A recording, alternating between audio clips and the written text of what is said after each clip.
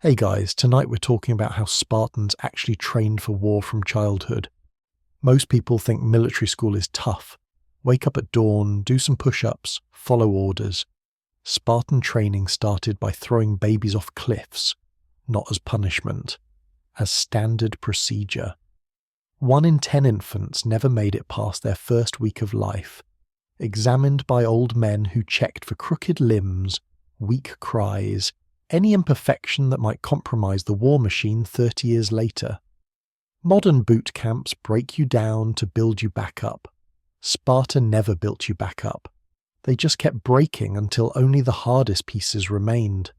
Dear viewers, our big goal is to reach 1,000 subscribers on this channel, and with your support we can achieve it. Only on our channel will you find such interesting and unique stories about history. Subscribe so you don't miss them. We are sincerely grateful to everyone who helps us achieve this goal. Also, write in the comments where you're watching from and what time it is. I'm always curious to see people from all over the world brought together by a single story. And now, let's move on to today's story. The night wind cut across Mount Taygetus like a blade across skin.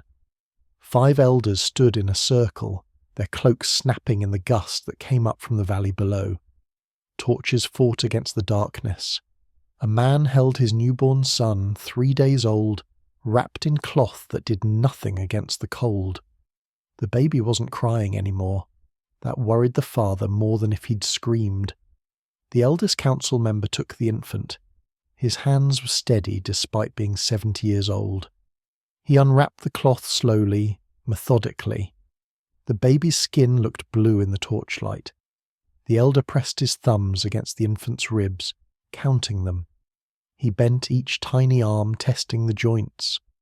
The other council members watched without expression. They'd done this examination hundreds of times, perhaps thousands. The baby's left foot turned inward slightly, not severely, just enough to notice if you were looking for flaws, and these men always look for flaws. The father said nothing. Speaking during the examination was forbidden. Every Spartan father stood silent while strangers decided if his child deserved to live. Your opinion meant nothing. The state owned your children before you did. The state decided who was strong enough to defend it. One elder ran his finger along the baby's spine. Another checked the skull for soft spots that might indicate weakness. A third listened to the breathing, placing his ear against the tiny chest. The infant started crying finally, a strong, angry sound that echoed off the rocks. That was good. Weak babies made weak sounds. The elders conferred in whispers. The father couldn't hear their words over the wind. He watched their faces for any sign of the decision. You learned to read those faces quickly in Sparta. Your life depended on understanding what powerful men wanted before they said it. The eldest elder turned back to the father. He rewrapped the baby and placed him back in his father's arms. The examination was over. The child would live. The father felt relief flood through him, though he kept his face neutral. Showing too much emotion was weakness, even joy. But as he walked down the mountain path, the father glanced back. Another man was climbing up with another newborn. The torches burned on. The council would examine children until dawn. Most would return home, some wouldn't. Those some would be left in a pit at the mountain's base, exposed to the elements. Wild animals usually took the bodies within 2 days. Sometimes you could hear them crying from the valley. Eventually the crying stopped. This happened in every Greek city-state. Sparta just made it official policy. Athens left deformed children to die in secret. Thebes did the same. Sparta examined every infant openly because the strong had nothing to hide. Weakness had to be eliminated before it could spread. A society of warriors couldn't afford compassion for those who couldn't fight. The father reached his home just before dawn. His wife took the baby and began nursing him immediately. She didn't ask about the examination. She already knew the answer because her son was back. He would grow up, he would train, he would become Spartan, or he would die trying. 7 years passed faster than seemed possible. The boy's name was Teleclos. He'd survived the first great filter of Spartan life, being born acceptable. Now came the second filter. Tomorrow morning he would leave his mother's house and enter the agoge, the training system that would consume the next 13 years of his life. Most boys his age in other Greek cities were learning to read poetry and play games. Teleclos was learning to become a weapon. His mother prepared his last meal at home, barley porridge with a small piece of salted fish. She didn't cook anything special. Spartan women didn't coddle their sons. She'd raised him to understand that her love was conditional on his strength. Weak sons brought shame to their mothers. Strong sons brought honour. The choice was his. Teleclos ate in silence. His father sat across from him watching. The man had said perhaps 36 words to his son over the past 7 years. Spartan fathers didn't raise children.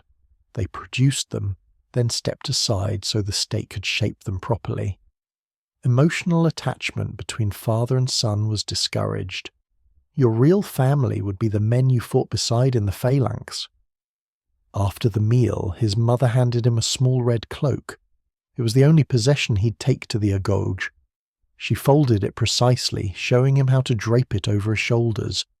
Then she looked at him directly, her eyes hard as iron. She spoke the words every Spartan mother said to her son before battle, before training, before anything dangerous. Return with your shield, or on it. Come home victorious, or come home dead. Those were the only acceptable outcomes. Defeat was worse than death. Cowardice was worse than death. Running from battle was worse than death. Teleclos nodded. He was 7 years old and his mother had just told him she'd rather he die than embarrass her. The sun hadn't risen yet when he walked toward the barracks. Other boys were converging from different directions, all wearing the same red cloaks, all walking with the same determined stride that came from knowing there was no choice. You went to the agoge or you lost your citizenship. Your family lost their land. You became nothing. Teleclos looked back once at his house. His mother stood in the doorway, backlit by the hearthfire inside. She didn't wave, didn't call out. She just watched him go, her face showing nothing. He would see her perhaps 3 or 4 times over the next 13 years, always briefly, always formally. The agoge didn't allow family visits. Attachment made men weak. The barracks waited ahead. A long stone building with narrow windows that looked more like a prison than a school. 50 other 7-year-old boys clustered near the entrance, none speaking, all waiting. Some looked terrified. Others looked excited. Most looked numb, like they'd already shut down the parts of themselves that felt fear. An older warrior emerged from the barracks as dawn broke.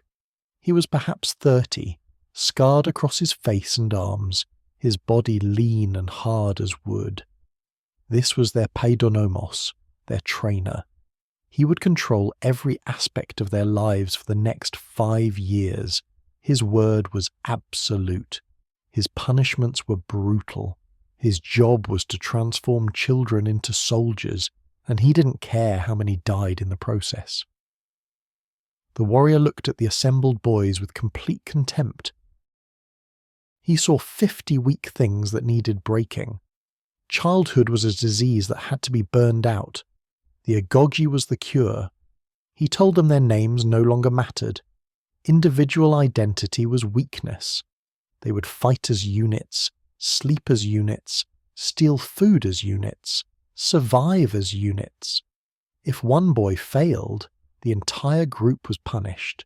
If one boy succeeded, the entire group benefited. They would learn to value their brothers more than themselves. They would learn that the group survival mattered more than individual life. The boys were stripped immediately. Their red cloaks were taken and replaced with thin, worn cloaks that barely covered their bodies. No shoes, no undergarments, No extra clothing for winter. They would have this single cloak for an entire year. If it tore, they'd repair it themselves. If it got stolen, they'd steal another one or freeze. The warrior led them inside. The barracks were cold stone with no heating. Reed mats lined the floor. These were their beds. But the reeds had to be collected from the river and woven by hand. Until the boys made their own beds, they'd sleep on bare stone. The warrior mentioned this casually, then added that the reeds couldn't be too soft. Comfort made warriors weak. If a bed was too comfortable, the owner would be beaten. Teleclos looked around at the other boys. Some were already crying.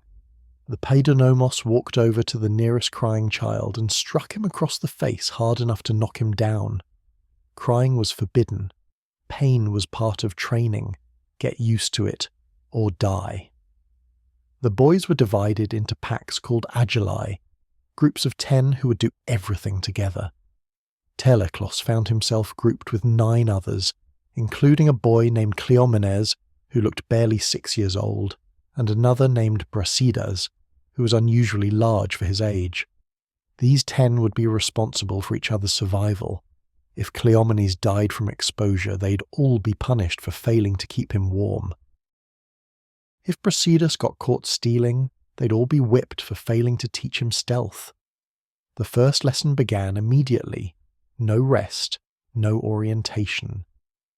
The paidonomos led them outside to the training grounds where older boys were already drilling. These boys were 12, 13 years old, their bodies covered in scars and bruises from years of training. They moved with frightening precision, their spears thrusting in perfect unison, their shields locked together like a wall. The 7-year-olds were told to watch. This was their future if they survived. Most wouldn't. Disease killed some. Cold killed others. Training accidents killed more. Fighting among the boys killed even more. The Agog maintained discipline but encouraged violence between students. Spartans needed to be comfortable with killing. Practice started early. Food arrived at midday. Barley porridge, nothing else. The portions were deliberately small, enough to survive but not enough to feel full. The boys ate like starving animals, shoveling the food down desperately. When it was gone, they were still hungry. The warrior explained this was intentional. Hungry boys learned to steal. Stealing developed cunning. Cunning kept soldiers alive in enemy territory, but if you got caught stealing, you'd be whipped. Not for stealing. Stealing was encouraged. You'd be whipped for being clumsy enough to get caught. The distinction was important. Sparta valued intelligence as much as strength. A dumb soldier was a dead soldier. That first night, Teleclos lay on the cold stone floor. He hadn't made a reed bed yet. None of the new boys had. The older boys laughed at them from their mats. The stone sucked the heat from Teleclos's body. His thin cloak did almost nothing against the cold. He heard other boys shivering, heard some crying quietly. The paidonomos didn't stop them this time. First night crying was expected. After tonight it would be beaten out of them. Teleclos didn't cry. He lay still and thought about his mother's words. Return with your shield or on it. 13 years stretched ahead of him like an endless tunnel. He was 7 years old and his childhood was over. Sparta didn't raise children. It manufactured warriors. The process had begun. The first boy died on the 9th day. Cleomenes, the small one who'd looked barely 6 years old, developed a fever during the night. By morning he couldn't stand. The paidonomos examined him briefly, then ordered the other boys to continue their training. No doctor came. No medicine was offered. Cleomenes lay shivering on his reed mat while his pack ran drills in the courtyard. By evening, he was dead. 2 older boys carried his body out. The paidonomos told Teleclos's pack they'd failed their first test, keeping all members alive. That night they received half rations as punishment. The lesson was clear. Weakness killed not just the weak, but everyone around them. Spartan society couldn't afford passengers. Every citizen had to contribute or the entire system collapsed. Cleomenes had been too small, too fragile. Nature had eliminated him. The Agogs simply let nature do its work. Winter came hard that first year. The boys still wore only their single cloaks. Their feet developed cracks and sores from walking barefoot on frozen ground. Several boys lost toes to frostbite. One lost 3 fingers on his left hand. The Paidonomos said nothing about the injuries. Either you adapted to the cold, or it destroyed you. Complaining was forbidden. Showing pain was forbidden. You suffered in silence, or you suffered worse. Teleclos learned to sleep curled in a tight ball, his cloak wrapped as tightly as possible around his body. Some nights the boys in his pack slept pressed together for warmth, despite the shame of it. Spartans were supposed to be individually tough enough to endure anything. Needing others made you weak, but freezing to death made you dead. They chose weakness. The training itself was relentless. Every morning before dawn, the boys ran 5 miles through the hills surrounding Sparta. No stopping, no slowing. If you fell behind, the older boys would catch you and beat you until you caught up or collapsed. Teleclos saw a boy named Nicodemus get beaten so badly he urinated blood for 3 days. Nicodemus kept running anyway because not running meant worse punishment. After the run came weapons training. The boys started with wooden swords, learning basic strikes and blocks. The Paidonomos demonstrated each movement once, then expected perfect replication. Mistakes earned beatings. Slow responses earned beatings. Questioning instructions earned beatings. The boys learned faster when pain followed every error. But the real weapon they trained with was the spear. Every Spartan fought with a 7-foot spear and a round shield. The spear was everything. Your life depended on keeping it intact and using it correctly. The wooden practice spears were lighter than real bronze-tipped weapons, but still heavy enough that 7-year-old arms trembled after an hour of drills. They trained for 3 hours. Every day. Arms shaking, sweat pouring, muscles screaming.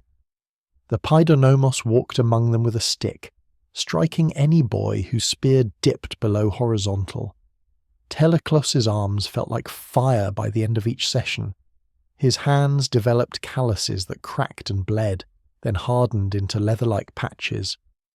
Other boys couldn't grip their spears anymore. Their hands were too damaged. Those boys received double beatings for weakness. Your body had to adapt or break. The Agoj didn't accommodate limitations. Reading and writing lessons came in the afternoon, but only barely. The boys learned to recognize written orders and compose simple military reports. Poetry was permitted only if it praised war. Music existed solely for marching songs and battle hymns. Philosophy was taught through memorizing the sayings of past Spartan heroes, brief, brutal statements about honor and death. One phrase got repeated constantly: "Come back with your shield or on it."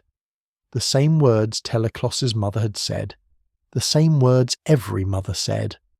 Spartan culture had exactly one value, expressed in endless variations. Food remained deliberately scarce. The boys received 2 small meals daily, morning porridge and evening bread with occasionally some cheese or dried fish. Never enough. Hunger became a constant companion, a gnawing emptiness that never quite went away. The Paidonomos encouraged stealing from the kitchens, from the town markets, even from each other. Getting caught in the markets meant whipping. Getting caught stealing from another boy meant something worse. Teleclos watched a boy named Aristodemos steal bread from Brasidas' pack. Brasidas caught him that night and beat him unconscious with a rock. The Paidonomos saw the whole thing and did nothing. Aristodemos woke up hours later with half his teeth missing and one eye swollen shut. The lesson: protect what's yours with violence. Hesitation gets you robbed or killed. Teleclos became skilled at theft within his first year. He learned to move silently through the markets during the chaos of midday trading. His small size was an advantage. He could slip between merchant stalls unnoticed.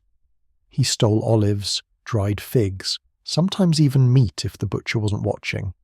He brought everything back to his pack and they divided it equally. Brasidas was the muscle, intimidating other packs. Teleclos was the thief. Together their pack ate better than most. The fighting between packs intensified as the boys grew older. What started as shoving matches evolved into brutal beatings.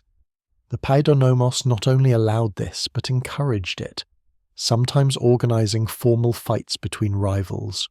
The older boys fought with real intensity, using fists, rocks, anything available.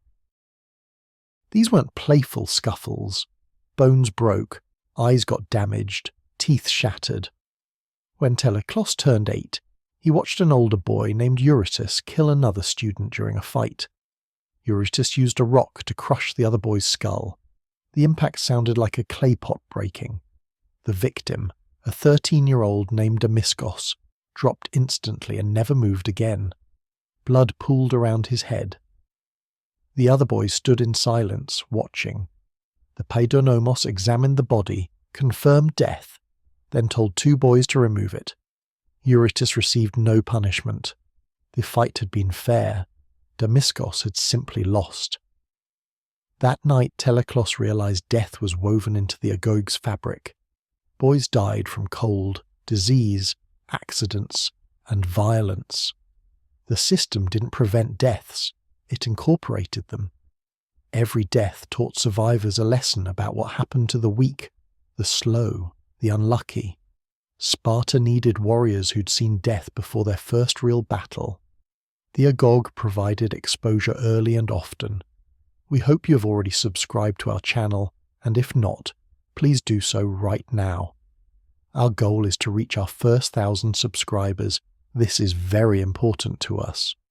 Only on our channel will you find such interesting and unique stories about history. Subscribe so you don't miss them, and we'll get back to the story. By age 9, Teleclos had developed the hard, lean body of a distance runner. His face was scarred from fights. His hands were masses of calluses. He could run 15 miles without stopping, fight for an hour straight, and endure cold that would have killed him 3 years earlier. His pack had lost 3 members, Cleomenes to fever, another boy to a training accident, and a third who simply disappeared one night. The remaining 7 had become incredibly tight-knit. They moved as one unit, fought as one unit, stole as one unit. The packs competed constantly for dominance within the agoge. The strongest pack got the best sleeping positions, first access to food, and respect from the Paidonomos. Teleclos's pack ranked somewhere in the middle, not strong enough to dominate but too tough to be pushed around. Brasidas was their leader by virtue of being the largest and most vicious fighter. He'd killed a boy from another pack during a territorial dispute over a good sleeping spot. The Paidonomos had approved. Reading and writing had progressed slightly. The boys could now write clear military reports and read tactical documents. They'd memorized hundreds of poems about Spartan victories, all emphasizing the glory of dying in battle. The message was hammered into them constantly. Your life means nothing except as a tool to defend Sparta. Dying for the state was the highest honor. Living as a coward was the worst shame. At age 10, the physical training intensified. The boys now trained with real bronze-tipped spears and actual shields. The shields were smaller than adult versions, but still heavy enough to make arms burn after extended drills. They learned phalanx formation, the tight-packed fighting style where shields overlapped and spears thrust forward in unison. Each boy had to maintain exact spacing and timing. One mistake could break the formation and kill everyone. The Paidonomos drilled them endlessly on this. Hours of standing in formation, shields locked, spears level. Then sudden commands to advance, retreat, wheel left, wheel right. The boys had to move as a single organism. Individual thought was dangerous. Individual action was forbidden. You did what the formation required or you weakened everyone. Teleclos found himself in the second rank during these drills. First rank held the shields, second rank thrust spears over their shoulders, stabbing at imaginary enemies. Third rank pushed from behind, adding weight to the formation. Every position mattered. Every boy had to perform perfectly or the whole structure collapsed. They practiced against older boys who played the enemy, trying to break their formation with shields and wooden weapons. The impacts were real enough to knock boys down. Shields hit faces, spears jabbed into unprotected areas. Blood flowed regularly during these practice battles. The Paidonomos wanted the training to mirror real combat as closely as possible. Pain taught faster than instruction. By age 11, Teleclos had been in the Agog for 4 years. He'd watched perhaps 20 boys die from various causes. He'd killed no one himself yet, but he'd beaten several boys badly enough that they might have died later. He didn't know and didn't care. They were enemies, threats to his pack's standing. Eliminating threats was survival. The older boys, those approaching their final year before the crypteia, seemed like different creatures entirely. They were 18, fully grown, hardened by 11 years of continuous brutality. They moved with predatory grace, their eyes empty of anything resembling compassion. These were no longer boys, but weapons the state had forged over more than a decade. Teleclos looked at them and saw his future. 8 more years of this. 8 more years of cold, hunger, fighting, and death. The annual ceremony at the sanctuary of Artemis Orthia approached as Teleclos turned 12. This was the first major test that all boys had to pass publicly. Families attended. The entire city watched. Failure meant permanent shame. Success meant nothing except you'd survive to continue training. The ceremony was simple in concept but horrifying in execution. Boys stood at an altar while adult Spartans whipped them. Not symbolic whipping, real, brutal flogging that cut skin and drew blood. The altar had to run with blood by the end. Boys who cried out were shamed. Boys who passed out were noted as weak. Boys who died validated the system's brutality. Teleclos stood in line with his pack as the ceremony began. Older boys went first. The whips cracked against bare backs, leaving instant welts that split open. Blood ran down backs and legs, pooling around feet. Some boys swayed but stayed upright. Others collapsed after the 3rd or 4th strike. The whipping continued either way. 20 lashes for each boy. Sometimes more if the judges wanted to test someone particularly hard. When Teleclos's turn came, he walked to the altar and turned his back to the whipper. His pack stood nearby, watching. Failure would shame all of them. The first strike felt like fire across his shoulders. The second strike crossed the first, creating an X of pain. By the 5th strike, blood was running freely. By the 10th, Teleclos's vision was blurring. He focused on a point in the distance and emptied his mind. Pain was temporary. Shame was permanent. The 20th strike landed. Teleclos remained standing. He walked away from the altar without looking back. His entire back was a mass of cuts and welts. Blood soaked his cloak. Other boys from his pack underwent the same process. All remained standing. None cried out. Their pack had passed the test. One boy from a different pack died during his whipping. His heart simply stopped after the 16th strike. The judges examined the body, declared him unworthy of Sparta, and continued the ceremony. Death during the ordeal proved the boy had been weak all along. Better to die now than in battle where his weakness might kill others. That night Teleclos lay face down on his reed mat. unable to sleep because any movement sent fresh waves of pain through his shredded back. His pack members were similarly damaged. They said nothing to each other. There was nothing to say. They'd survived another test. 5 more years of the agog remained, then the crypteia, then full citizenship. The path was clear even if half of them wouldn't survive to walk it completely. Teleclos was 12 years old. He'd been in the agog for 5 years. 8 boys from his original group of 50 were dead. Perhaps 15 more had been dismissed for various failures and stripped of citizenship. The remaining 27 were harder, colder, more efficient at violence than seemed possible for children their age. They were Sparta's future. They were weapons under construction. The forging continued daily, and every day that didn't kill them made them sharper. At 18, Teleclos stood before 3 senior warriors who would decide his immediate future. The scars from the whipping ceremony 6 years earlier had faded to white lines across his back. New scars covered his arms, chest and face, souvenirs from 1,000 training fights and several real skirmishes against neighbouring city-states. He'd killed his first enemy soldier at 16 during a border raid. The man had been Argiv, maybe 40 years old, and had died badly with Teleclos's spear through his stomach. The memory meant nothing now. The warriors examined him silently. They were looking for specific qualities. Physical strength, yes, but more importantly the capacity for cold-blooded killing without hesitation or remorse. Battlefield courage was common enough.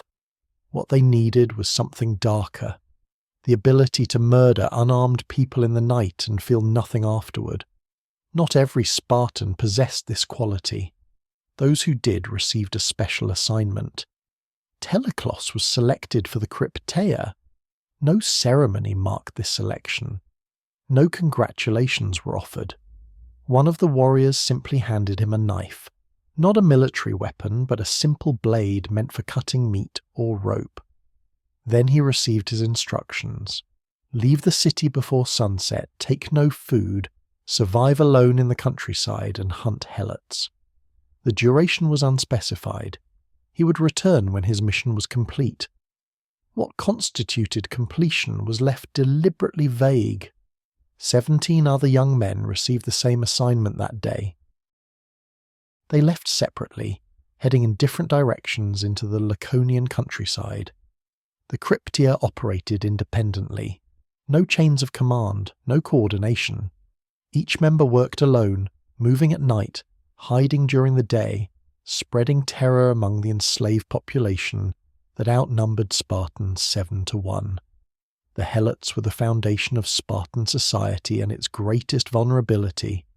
They worked the land, produced the food, did all the labour that allowed Spartan citizens to train for war constantly. But they hated their masters with an intensity that burned through generations. Helot rebellions had nearly destroyed Sparta twice in the past century. The Spartans had won both times through overwhelming brutality. The crypteia existed to prevent a third rebellion through systematic terrorism. Teleclos left Sparta as the sun touched the western hills. He wore his cloak and carried his knife. Nothing else. The countryside stretched before him. Olive groves, wheat fields, small villages where helots lived under constant Spartan supervision. His mission was clear even if unspoken. Kill enough helots to keep the rest terrified. Target the strong ones, the potential leaders, the ones who might organize resistance. Make them afraid to gather. Make them afraid to talk. Make them afraid to even think about rebellion. The first 3 days, Teleclos simply observed. He moved only at night, covering his tracks carefully, staying far from roads and settlements. During the day he hid in caves or dense brush, sleeping lightly, always listening for pursuit. He ate nothing. Hunger became familiar again, almost comforting in its constancy. The agog had trained him to function on minimal food. 3 days without eating barely registered. He watched a helot village from a hillside, learning their routines. Men left before dawn to work the fields. Women drew water from a central well. Children played in the dirt. Guards, and Spartan overseers, made rounds twice daily but mostly stayed drunk in the shade. The helots moved with the defeated posture of people who'd internalized their enslavement. Most had, but some walked differently, heads up slightly, eyes alert. Those were the dangerous ones. Teleclos identified his first target on the fourth night, a helot man, perhaps 30 years old, who gathered other men around him during the evening meal. They talked quietly but intensely.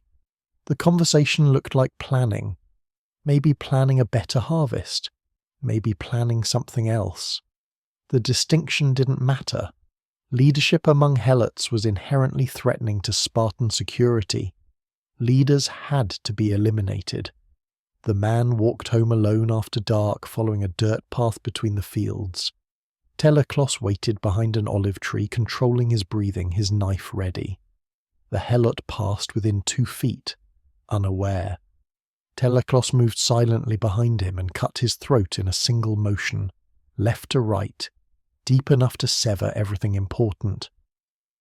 The man made a gurgling sound and collapsed. Blood poured into the dirt. The whole thing took perhaps 5 seconds. Teleclos dragged the body into the olive grove and covered it with branches.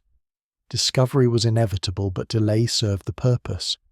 Let the helots wonder where their neighbour had gone.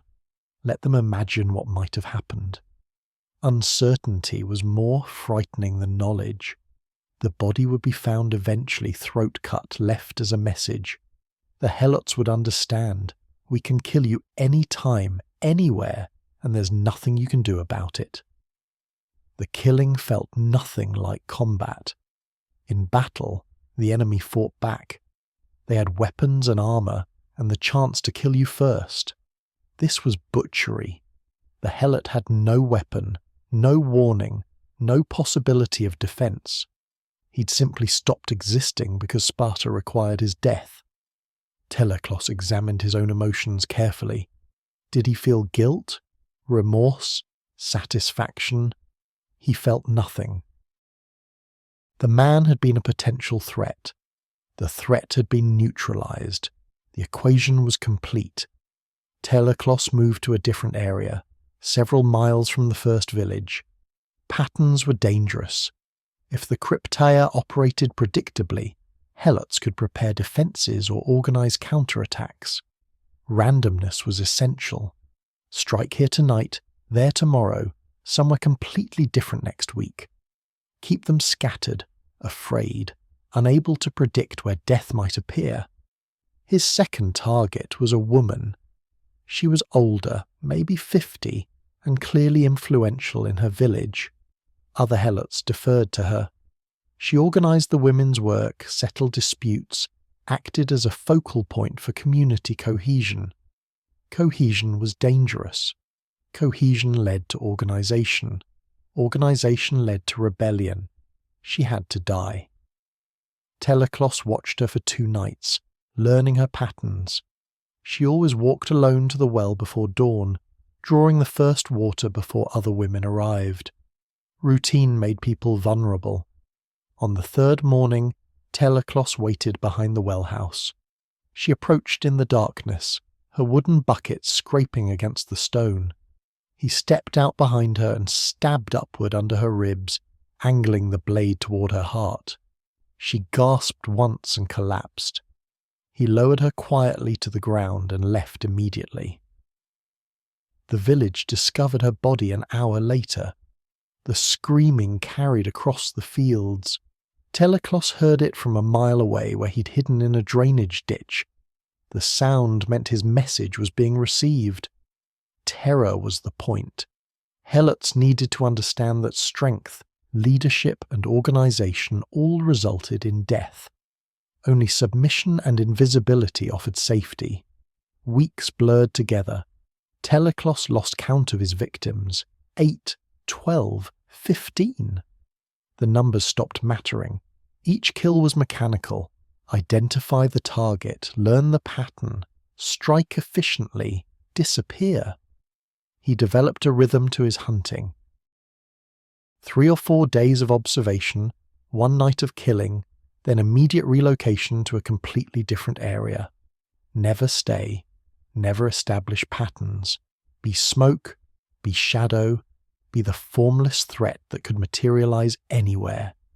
He killed farmers who worked too efficiently, suggesting they might have energy left for rebellion. He killed craftsmen whose skills made them valuable and therefore potentially influential. He killed helots who looked too confident, who met Spartan eyes directly, who showed any spark of defiance. The criteria were arbitrary, but the logic was consistent. Eliminate anyone who might become a problem before they became a problem.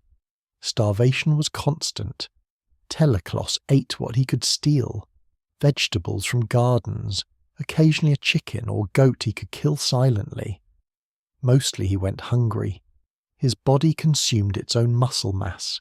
His face became skeletal. His ribs showed through his skin. The Agog had taught him to function this way. Hunger was normal. Pain was normal. Discomfort was the default state of existence. One night, Teleclos encountered another crypteia member by accident. They nearly killed each other before recognizing the situation. The other Spartan was named Alcibiades, older by perhaps 2 years. They shared no words, only a brief nod of acknowledgement. Both understood that speaking was dangerous, voices carried at night. They separated immediately and moved in opposite directions. The crypteia had no camaraderie. This wasn't brotherhood like the phalanx. This was solitary murder, repeated endlessly. Teleclos killed a helot family in their sleep. Father, mother, 3 children. They'd been secretly hoarding grain, probably planning to trade it for weapons or information. Hoarding suggested planning. Planning suggested rebellion. The whole family had to be eliminated. Teleclos entered their home through a window, moving silently from sleeping form to sleeping form. The knife did its work efficiently. All 5 died without waking. He left before dawn, the house silent behind him. That murder disturbed him briefly. Not the act itself, but the coldness with which he'd executed it. 3 children, probably younger than 10. He'd cut their throats without hesitation. The realization that he felt nothing about this created a moment of profound disconnection from his own humanity. He was 19 years old and had become a machine designed for killing. The Agogi had worked perfectly. Winter came. The cold that had nearly killed him at age 7 now barely registered. His body had adapted over 12 years of exposure. He moved through freezing nights wearing only his cloak, his breath visible in the moonlight. Other crypteia members died from exposure. Teleclos survived because the Agog had already tested him against every hardship the countryside could offer. He began taking trophies without realizing why. A carved wooden bird from one victim's home, a copper ring from another, small objects that fit in his cloak pocket. Perhaps he needed proof of his actions, evidence that the killings were real and not fever dreams brought on by starvation and isolation. Perhaps he was losing his grip on sanity. He didn't examine the impulse too closely. After 3 months, Teleclos had killed perhaps 20 helots, maybe more. The exact count was fuzzy. Each murder blended into the previous one. Faces became interchangeable. The knife grew dull and he sharpened it on rocks. His cloak was stained with blood that wouldn't wash out completely. His hands smelled like iron no matter how many times he cleaned them in streams. He returned to Sparta one night when he felt the mission was complete. No one had told him to return. He simply knew. The crypteia had changed something fundamental inside him. He'd crossed a threshold that couldn't be uncrossed. The boy who'd entered the Agog at age 7 no longer existed. The young man who'd been selected for the crypteia was also gone. What remained was something colder and more efficient. Back in the barracks, no one asked about his time in the countryside. The crypteia was never discussed openly. Everyone knew it existed. Everyone understood its purpose. But speaking about it was forbidden. The other young men who'd been selected returned gradually over the following weeks. Some looked unchanged. Others looked haunted. A few never returned at all.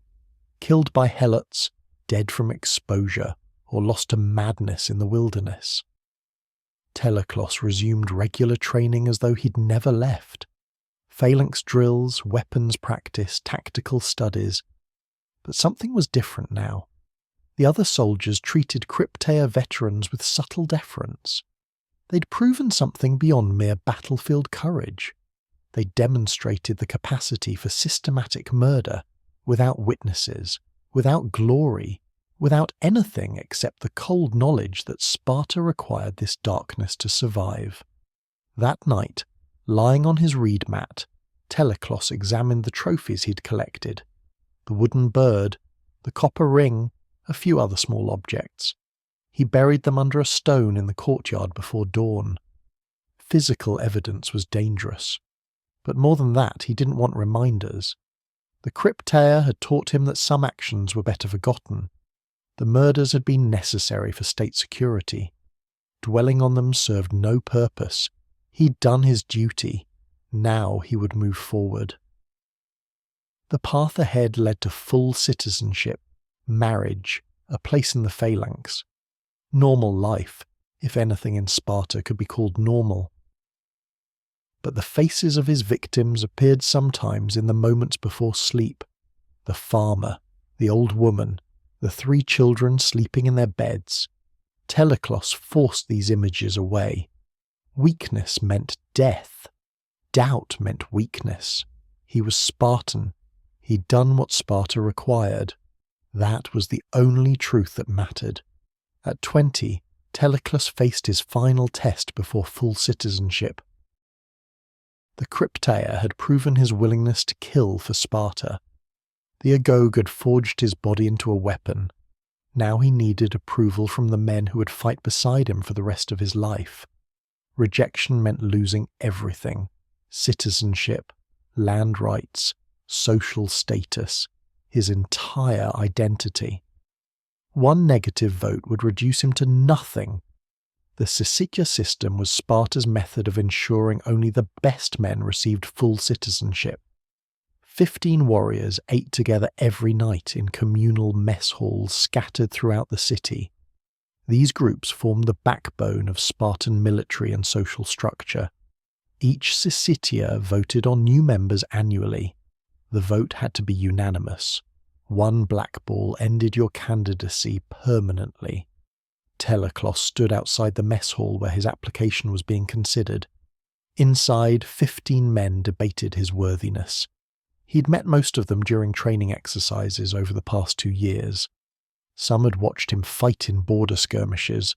Others knew only his reputation, a capable fighter who'd completed the crypteia without incident. But reputation meant nothing if even one member found you objectionable.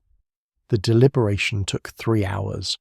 Other candidates waited outside other mess halls across Sparta, all facing the same uncertainty. Some would be accepted, some wouldn't. The rejected ones would leave the city before dawn, stripped of their red cloaks, exiled from the only society they'd ever known. 13 years of brutal training culminating in total rejection because one man disliked you. A warrior emerged and gestured for Teleclos to enter. The 15 men sat along 2 long benches, their faces revealing nothing. The leader of the Syssitia, a veteran named Leonidas who'd fought in a dozen campaigns, examined Teleclos with cold calculation.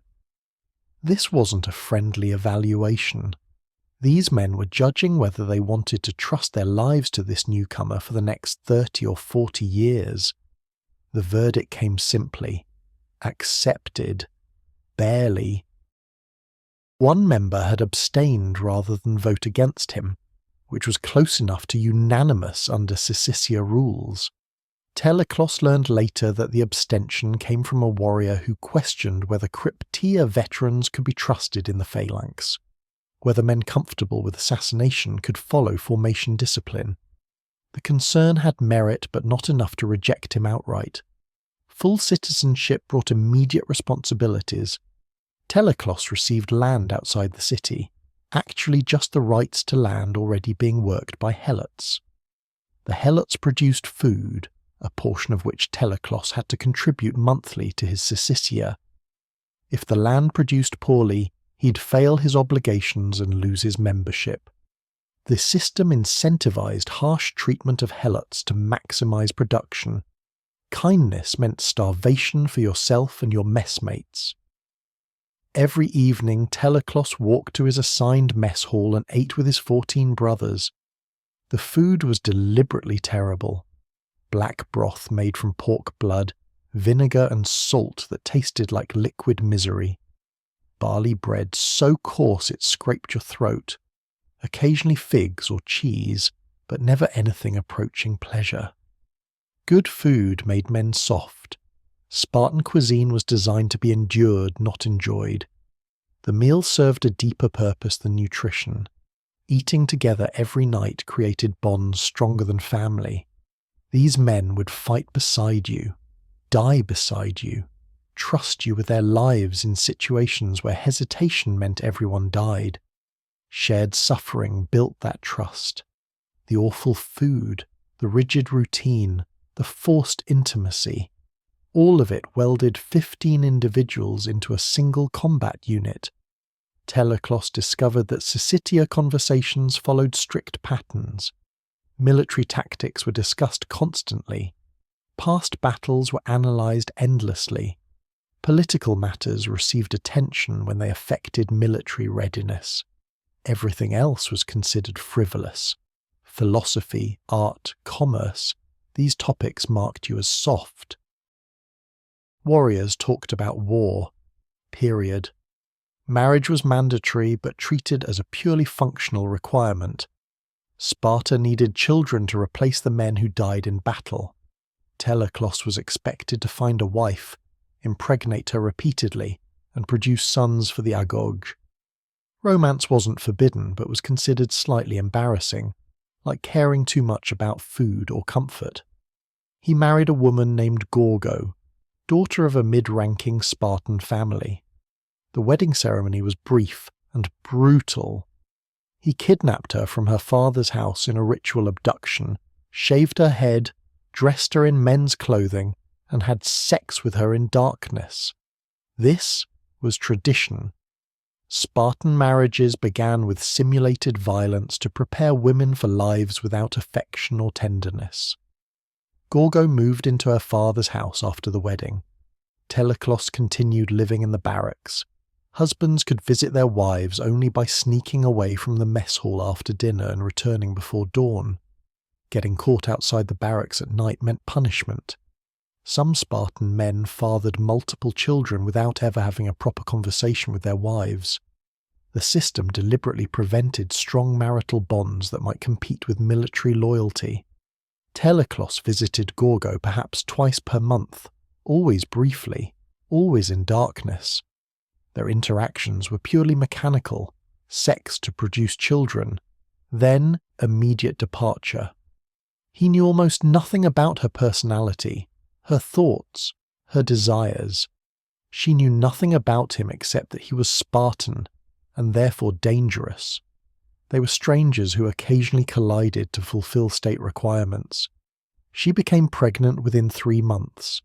The baby would be examined like Teleclos had been examined 19 years earlier. If it passed inspection, it would live. Boys would enter the agoge at 7. Girls would be raised to produce more Spartans. The cycle continued across generations, each one sacrificing its children to the same brutal system that had forged the parents. Daily training consumed 6 hours even during peacetime. The phalanx drills were more complex now that Teleclos fought with full citizens rather than students. They practiced intricate maneuvers, advancing while maintaining formation, wheeling to face threats from unexpected directions, the organised retreat that kept shields locked even while moving backward. Every movement had to be synchronised perfectly. One man breaking rhythm could create gaps the enemy would exploit. The shield was everything. 7 layers of wood and bronze weighing 16 pounds, held with the left arm through a bronze grip. Your shield protected not just you, but the man to your left. His shield protected you. Breaking formation to save yourself endangered your entire unit. Cowards who dropped their shields and ran were executed immediately if captured. Better to die in formation than live as the man who killed his brothers through cowardice. Teleclos trained with his actual combat equipment now. Bronze helmet with a horsehair crest, bronze breastplate covering his chest, bronze greaves protecting his shins, and that massive shield. The weight was tremendous. Fighting in full panoply for hours produced exhaustion that made muscles shake uncontrollably. But battles lasted hours. Enemies didn't grant rest periods. Your body adapted or you died. The spear became an extension of his arm through thousands of repetitions. Thrust, withdraw, reset. Thrust, withdraw, reset. The movement had to be instinctive because thinking was too slow in combat. Your spear stabbed at throats, faces, any gap in enemy shields before your conscious mind registered the target. Training replaced thought with reflex. Sparta maintained no walls around the city. When visitors asked why, Spartans pointed to their warriors and said these were their walls. The statement was both boast and truth. Sparta's security depended entirely on having the most feared infantry in Greece. Any sign of weakness would invite invasion. The city survived through reputation as much as actual military capability.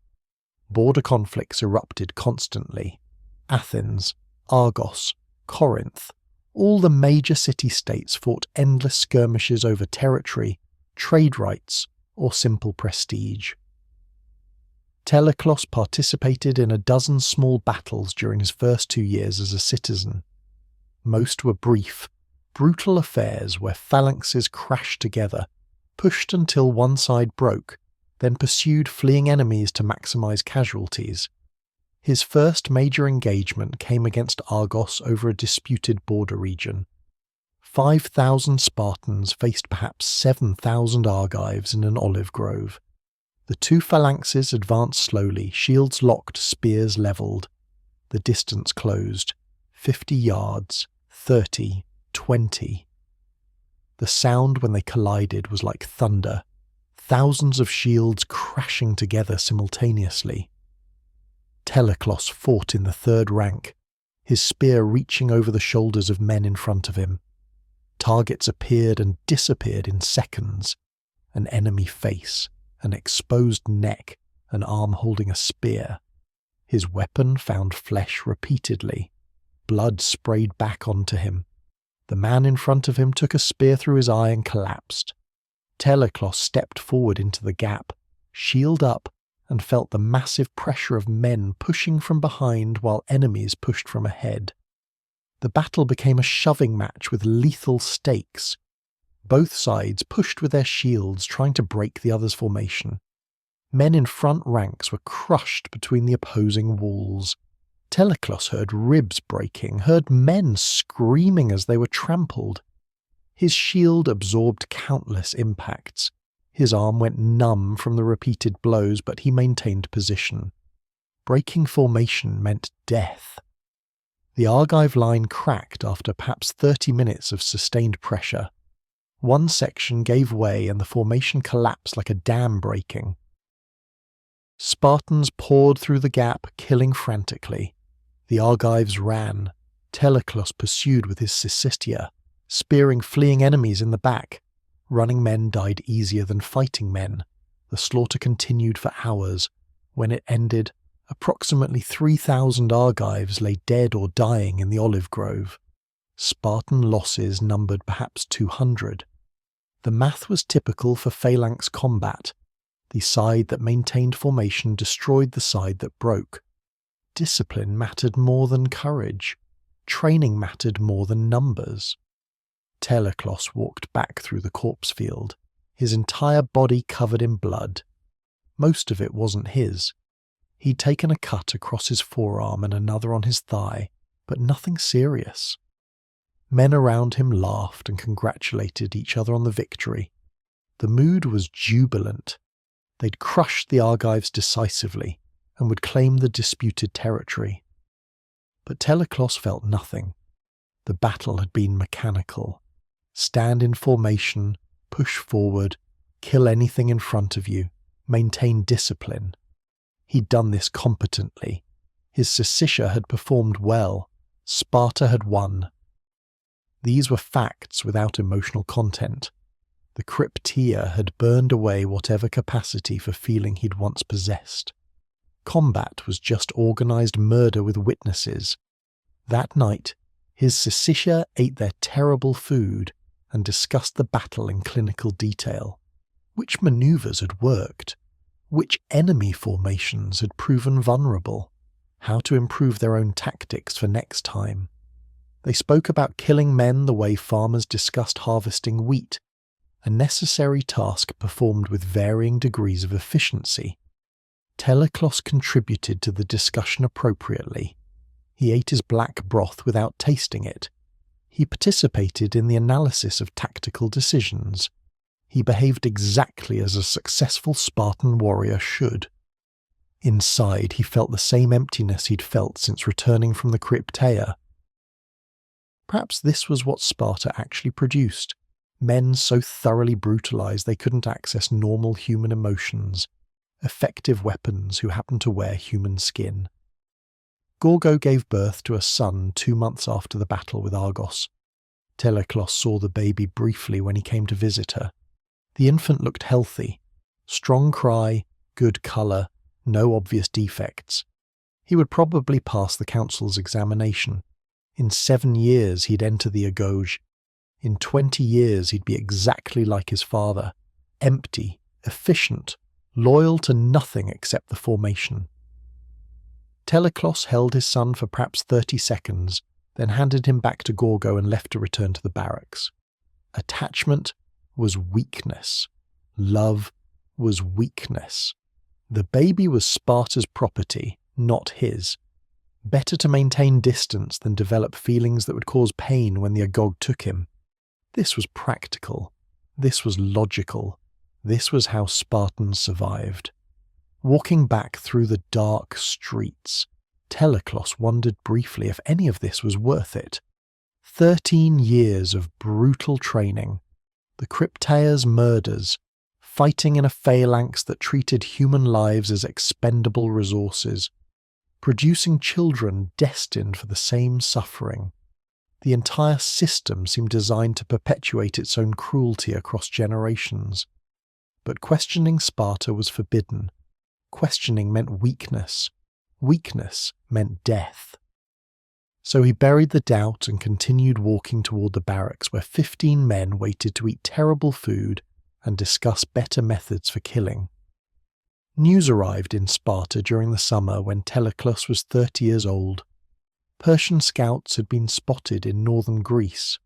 Messengers from Athens brought reports of an invasion force so massive it defied comprehension. Xerxes, the Persian king, had spent 4 years assembling an army from every corner of his empire. Estimates ranged wildly. Some said 100,000 soldiers, others claimed 300,000. The actual number was impossible to verify but irrelevant. Persia was bringing enough men to drown Greece in bodies. The Spartan assembly met immediately. Normally, Sparta avoided foreign wars unless directly threatened. The policy was simple: defend Spartan territory, ignore everything else. But Persia wasn't invading a rival city-state. Xerxes intended to conquer all of Greece, reducing every city to smoking ruins or Persian vassals. If Athens fell, Sparta would face the entire Persian war machine alone. Even Spartan warriors couldn't defeat odds that overwhelming. The Ephors, Sparta's 5 elected leaders, consulted the oracle at Delphi as tradition required before major military decisions. The oracle's prophecy came back cryptic and terrifying. Either Sparta would fall, or a Spartan king would die. No middle ground. No possibility of victory without royal sacrifice. The prophecy created a problem because Sparta had two kings simultaneously, an unusual system designed to prevent tyranny. Both kings were required to agree on all major decisions. King Leonidas was 59 years old, a veteran of countless campaigns, respected by every warrior in Sparta.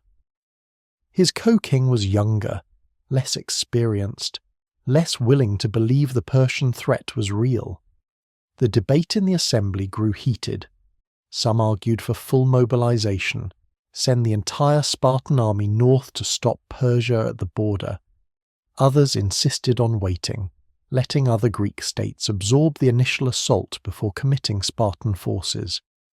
Leonidas cut through the debate with a simple proposal. Send a small force immediately to hold a strategic position while the rest of Greece mobilized. Delay the Persians long enough for Athens to evacuate its population and for the Greek naval forces to assemble. The holding action didn't need to win, it just needed to buy time. The question was where to make the stand. The answer was obvious once someone studied the geography. Thermopylae, the Hot Gates, a narrow coastal pass between mountains and the sea in central Greece. The pass was perhaps 50 feet wide at its narrowest point, bounded by cliffs on one side and ocean on the other. A small force could hold that choke point against a vastly larger army indefinitely. Numbers meant nothing if you couldn't bring them to bear. Leonidas volunteered to lead the expedition personally. The oracle's prophecy had specified a king's death. If someone had to die, better him than his younger co-king who might rule for another 30 years. Leonidas was old by Spartan standards anyway. Most warriors died in battle before reaching 60. Surviving to old age was almost shameful. It suggested you'd avoided dangerous assignments. The selection of which warriors would accompany Leonidas followed strict criteria.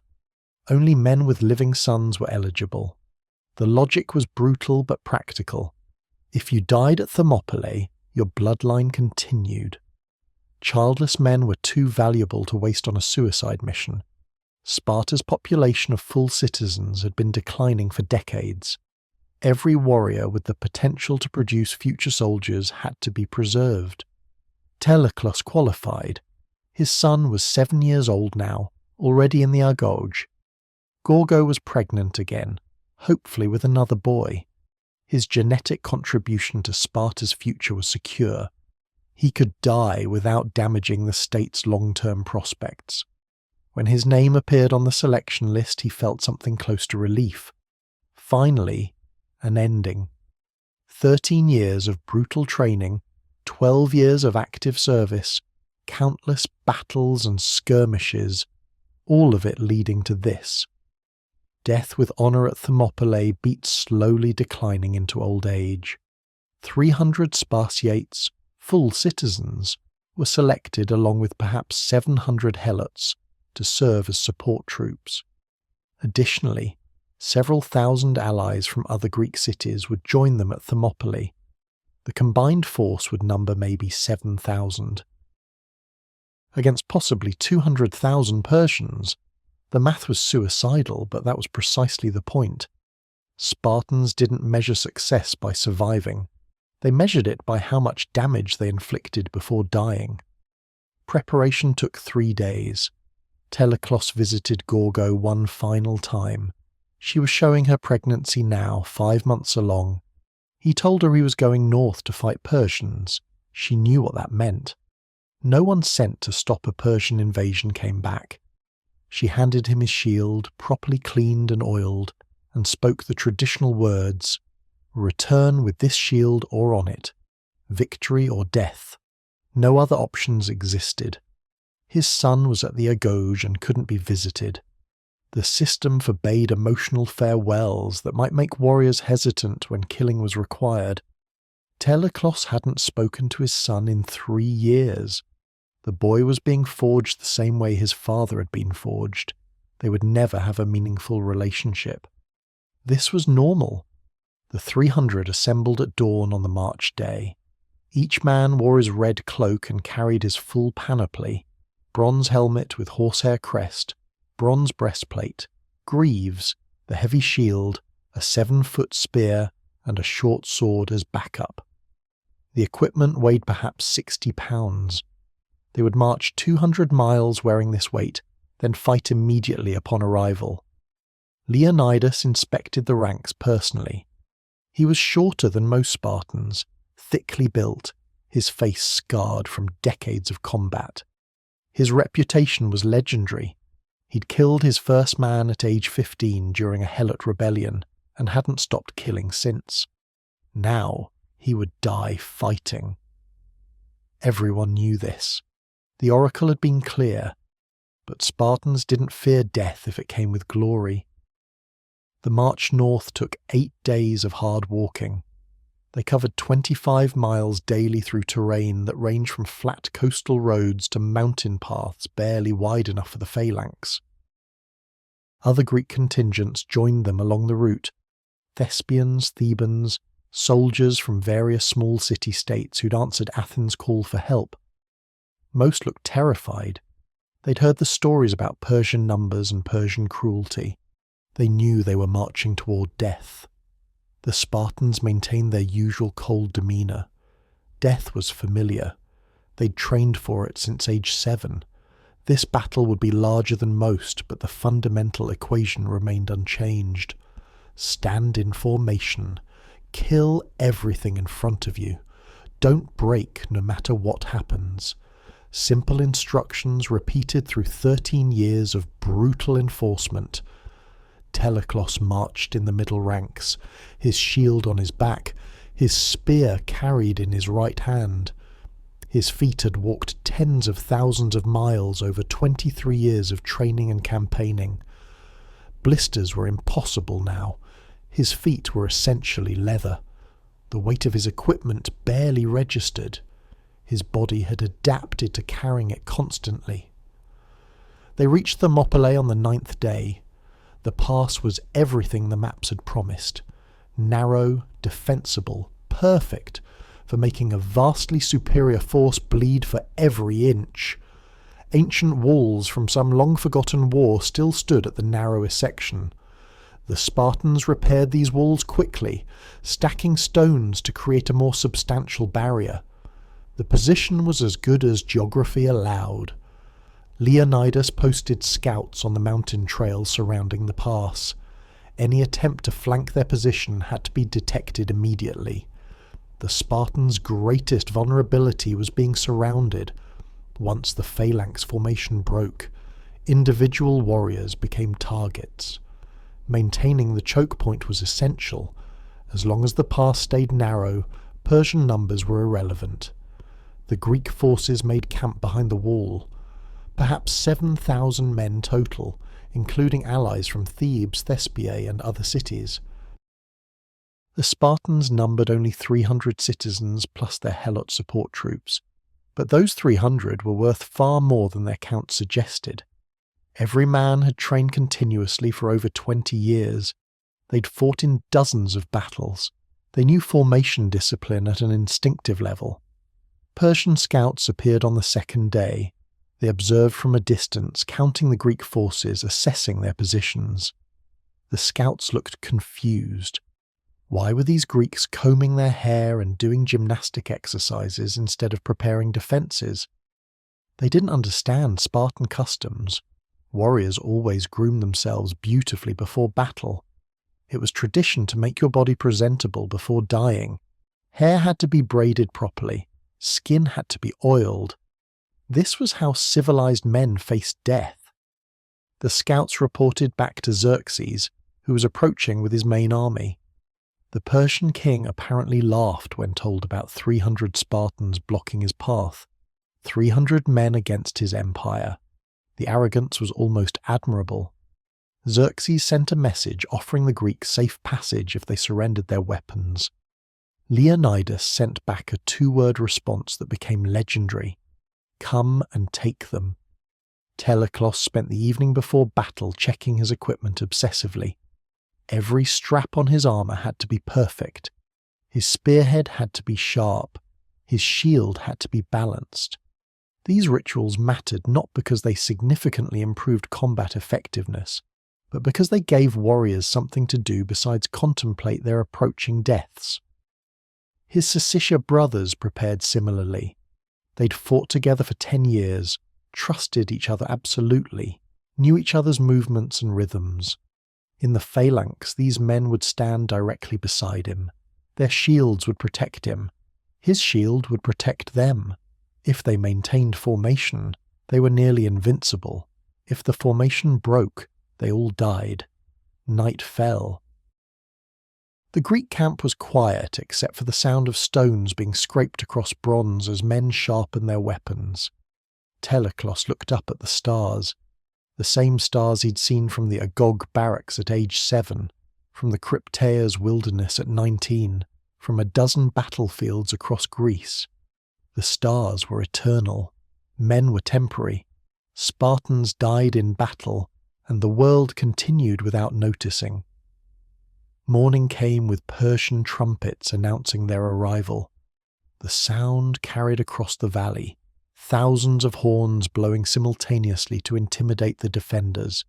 Teleclos and his brothers formed up in the phalanx, shields locked, spears ready. They watched as the Persian army appeared in the distance, a mass of humanity that stretched beyond sight. Dust rose from their march, obscuring the horizon. This was the largest army any Greek had ever seen. Xerxes made them wait. The Persian king wanted the Greeks to see his forces, to understand how hopeless resistance was, to break their morale before the first arrow flew. He assembled his troops in full view of Thermopylae, organizing them by nationality and equipment type. Medes in their distinctive caps, immortals in their scaled armor, conscripts from Egypt, Syria, India, dozens of conquered nations forced to fight for Persia.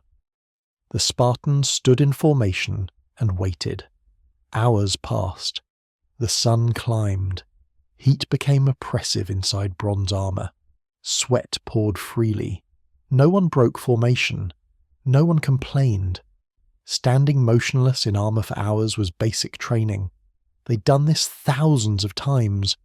Finally, Xerxes sent his first wave forward.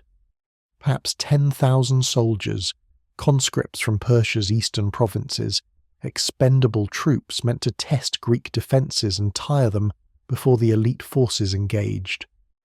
The mass of men moved toward the pass, their weapons glinting in the sun. They outnumbered the defenders perhaps 3-1 just in this first wave. Xerxes had men to spare. He could afford to sacrifice thousands learning about Greek tactics. Leonidas gave the order. The Spartans advanced to meet them, leaving the wall behind, moving into the narrowest section of the pass where maybe 20 men could stand abreast. The formation tightened. Shields locked with that distinctive clang of bronze on bronze. Spears came level, 7 feet of wood and bronze pointing toward the approaching Persians. 300 Spartans stood across the pass, absolutely motionless, waiting for the enemy to come into range. The distance closed, 50 yards, 40, 30. Persian arrows flew, but most shattered against Greek shields. The few that found gaps bounced off bronze armor. 20 yards. 10. The Persians were running now, screaming their war cries, trying to intimidate defenders through noise and fury. They'd never fought Greeks before. They didn't understand what they were facing. The phalanx didn't move, didn't waver. 3 rows of Spartans, shields locked, spears extended, absolutely steady as the Persian wave crashed against them.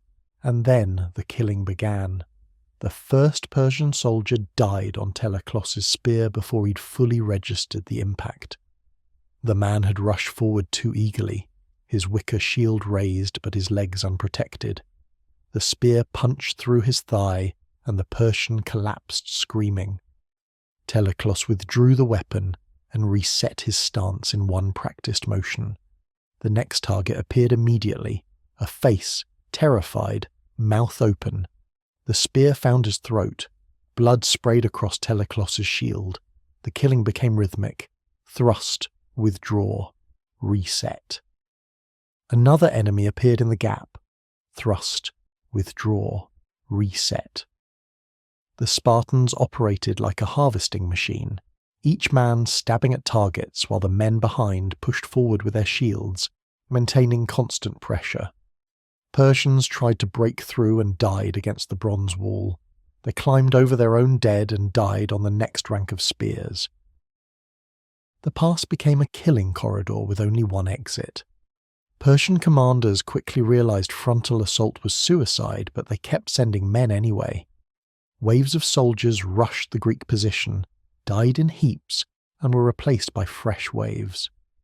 Xerxes had calculated that sheer numbers would eventually overwhelm any defense. He was willing to trade 10 Persian lives for one Greek life. The math worked in his favor if the Greeks ever tired or broke formation. But the Spartans had trained for exactly this scenario.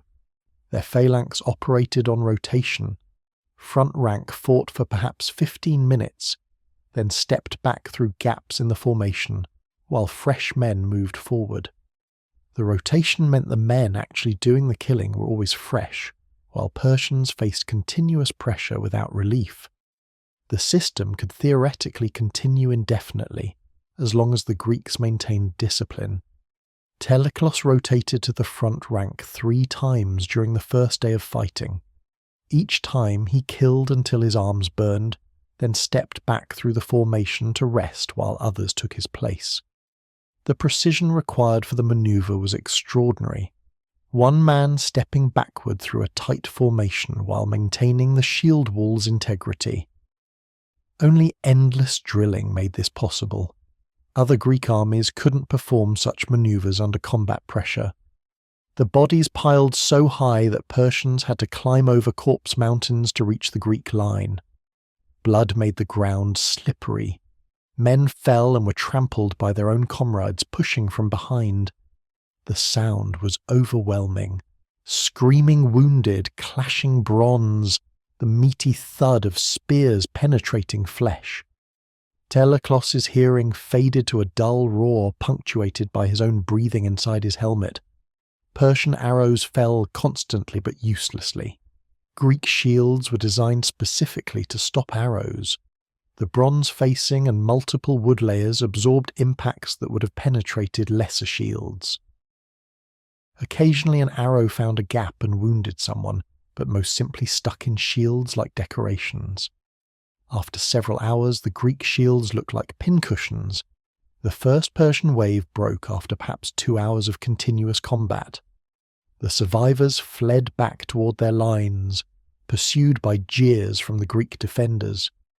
Xerxes' commanders had lost perhaps 3,000 men and gained exactly nothing. The pass remained firmly held.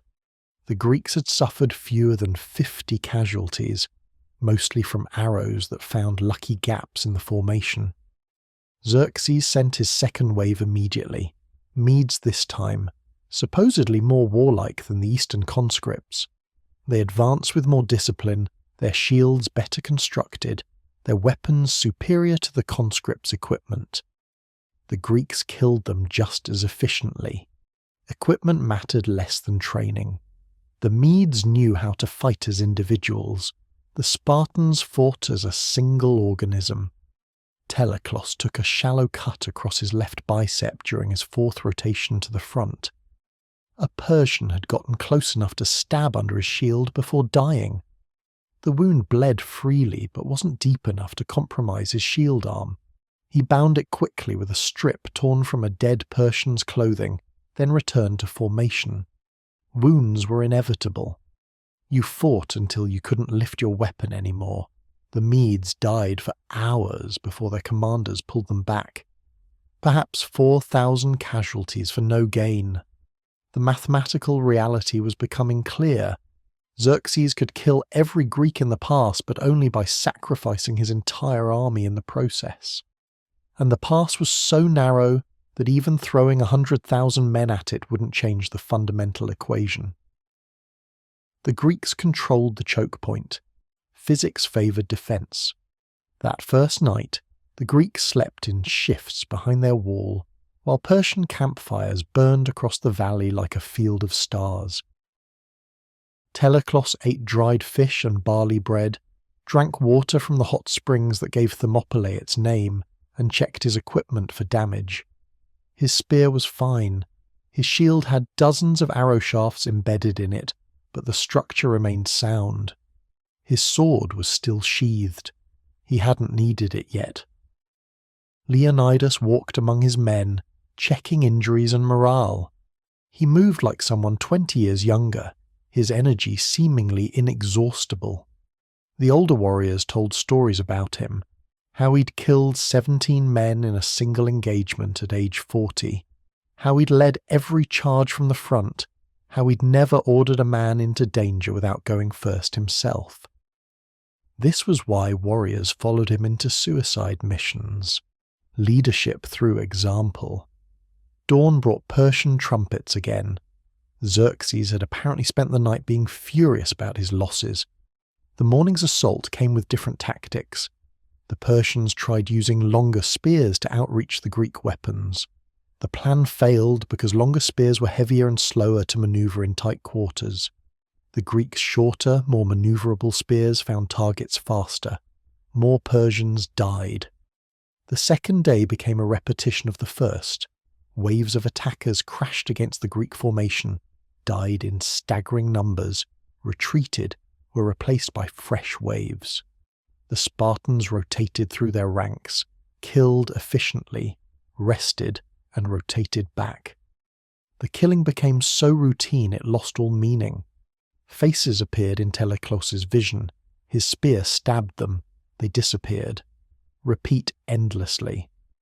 Around midday, Xerxes committed his elite troops, the Immortals, 10,000 soldiers who formed his personal guard. These men were professionals, as well trained as any army in the world, equipped with the finest weapons Persian wealth could purchase. They advanced in perfect formation, their scaled armour glittering in the sun. This was supposed to break the Greek defence through superior skill rather than numbers. The Immortals died exactly like everyone else. Training mattered, but the Spartans had trained longer and harder. The Immortals fought well as individuals and adequately as a formation. The Spartans fought as a single entity refined through 13 years of brutal conditioning. The Immortals broke against them like water against rock. The survivors retreated after perhaps an hour of sustained combat, having accomplished nothing except adding their bodies to the growing pile. Xerxes reportedly became nearly hysterical. His best troops had failed. His numerical superiority meant nothing. 300 Spartans and their allies were humiliating the largest army ever assembled. The psychological impact was devastating.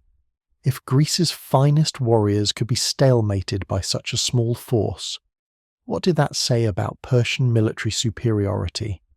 The entire invasion suddenly looked questionable. But that afternoon, a Greek traitor changed everything.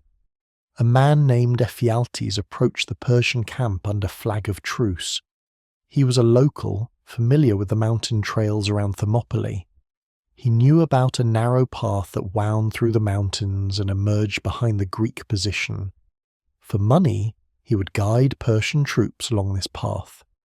Xerxes immediately assembled a detachment, perhaps 20,000 men, and sent them with Ephialtes as darkness fell. The Greeks had posted Phocian troops to guard that trail, about 1,000 men who were supposed to prevent exactly this flanking manoeuvre. But the Phocians were local militia, not professional soldiers.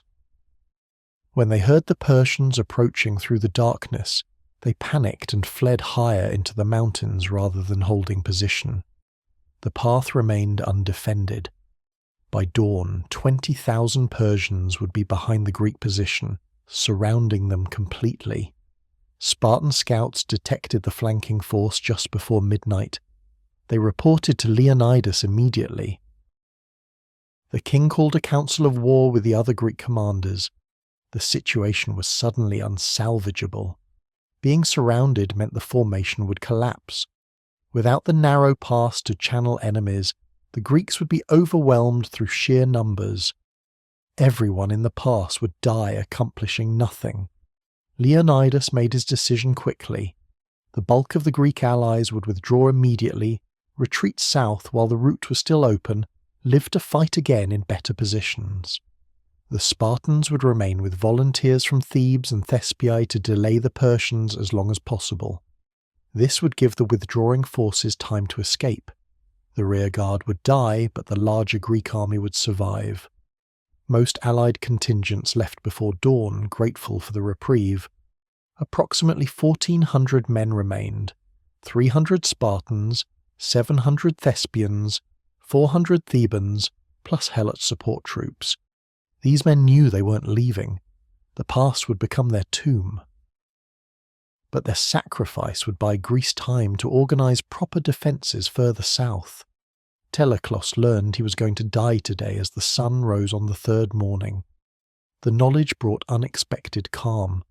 13 years of training for this moment, 23 years of preparing to die in formation. Everything had been leading here. The Agog's brutality, the crypteia's murders, a decade of campaigns. This was the purpose. This was the end. He felt ready. The Spartans performed their morning rituals as always, combing hair, oiling bodies, checking equipment. They joked quietly with each other, the dark humour of men who'd already accepted death. Some composed brief poems about the battle, knowing other Spartans would memorize them if any Greek survived to carry the stories home. The poems were uniformly brutal, celebrating death and mocking Persian cowardice. Persian forces approached from both directions simultaneously, the main army from the front, the flanking force from behind. The Greeks moved to higher ground, a small hill that offered minimal defensive advantages, but at least prevented complete encirclement. They formed a circle, shields outward, spears ready. Approximately 1,400 men against perhaps 50,000 Persians, who now surrounded them completely. Xerxes sent a final surrender offer. Leonidas rejected it wordlessly by having his men raise their spears in unison. The message was clear. The Persians would have to kill every Greek individually. No surrender, no retreat, only death in battle. The Persians attacked from all sides.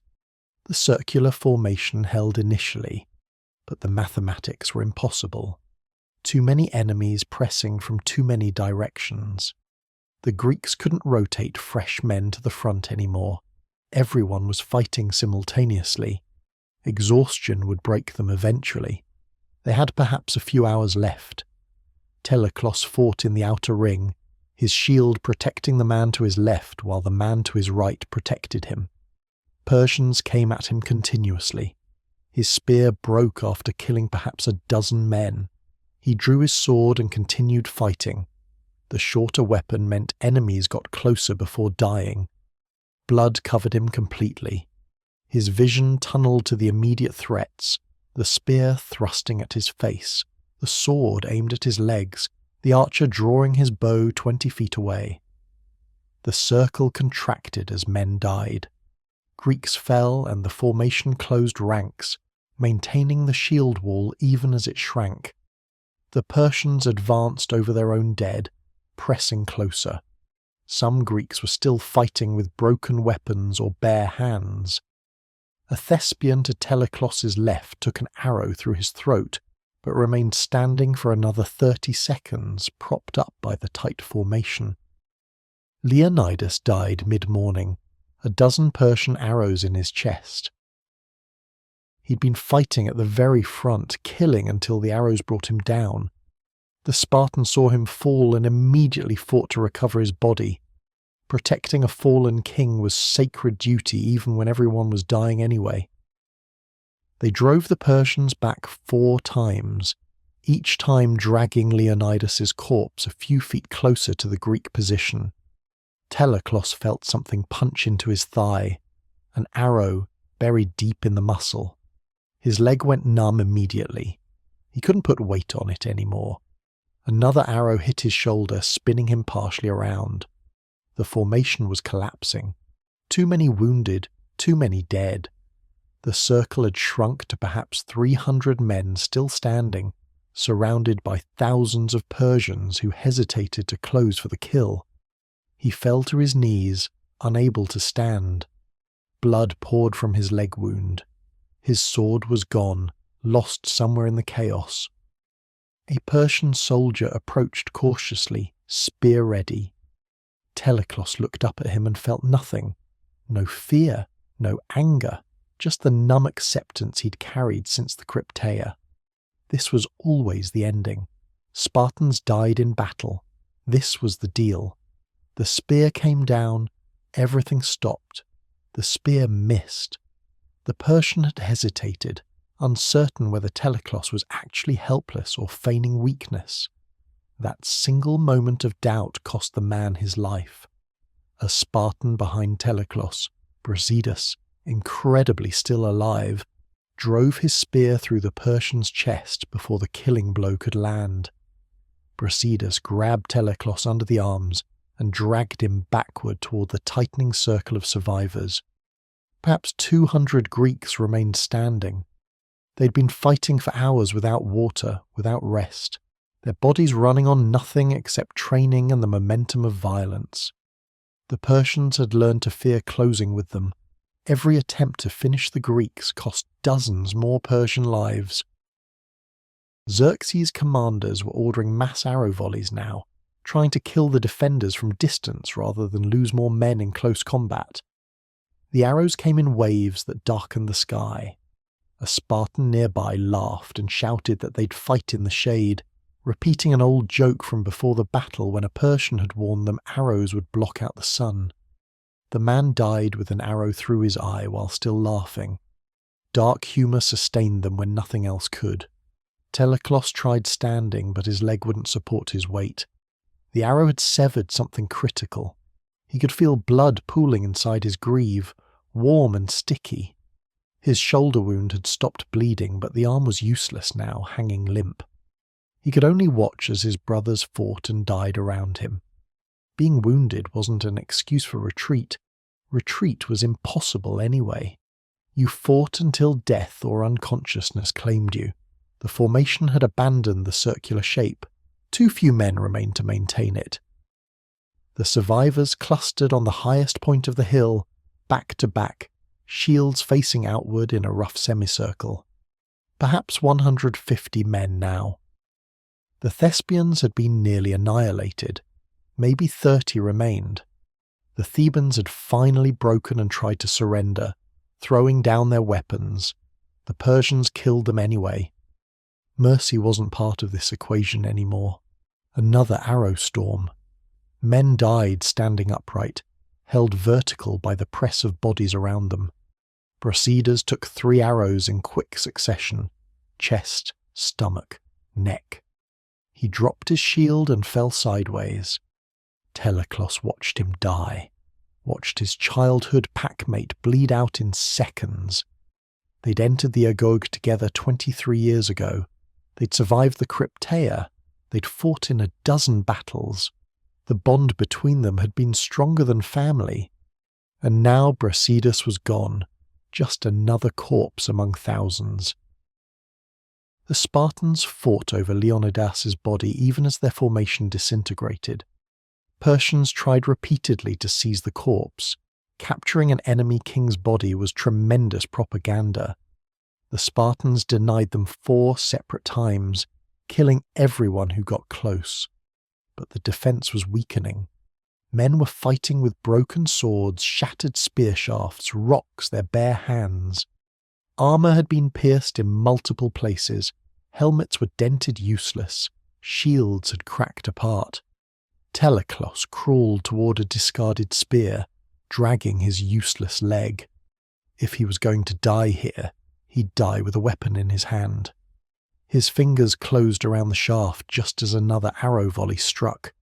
He felt something punch into his back, then another impact, then a third. The arrows felt cold going in, which was strange. Shouldn't they burn? His vision started fading at the edges.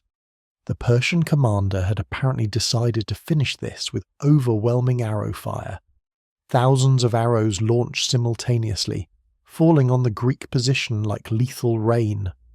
The survivors tried to raise shields, but there weren't enough shields left intact. The arrows found flesh everywhere. Men screamed. Men fell. Men died still trying to stand and fight because standing and fighting was all they'd ever been taught. 50 Spartans remained, then 30, then 20. They fought from behind corpse walls, using dead bodies as shields. Every man still standing was wounded multiple times. They bled from dozens of cuts and punctures. Their movements were slow, uncoordinated. Exhaustion and blood loss were accomplishing what Persian weapons couldn't.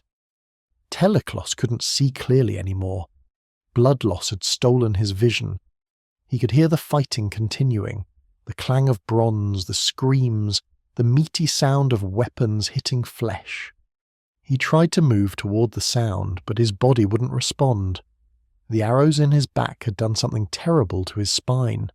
Nothing worked below his waist. A Persian soldier stumbled over him. Teleclos swung the spear weakly, catching the man across his ankle. The Persian fell cursing. Another Persian stabbed downward with his spear, catching Teleclos in the ribs. The pain was distant, unimportant. He was dying and knew it. His body was shutting down section by section. First his legs, now his arms were becoming numb. He thought about his mother briefly. She'd told him to return with his shield or on it. He'd lost his shield somewhere during the final fighting.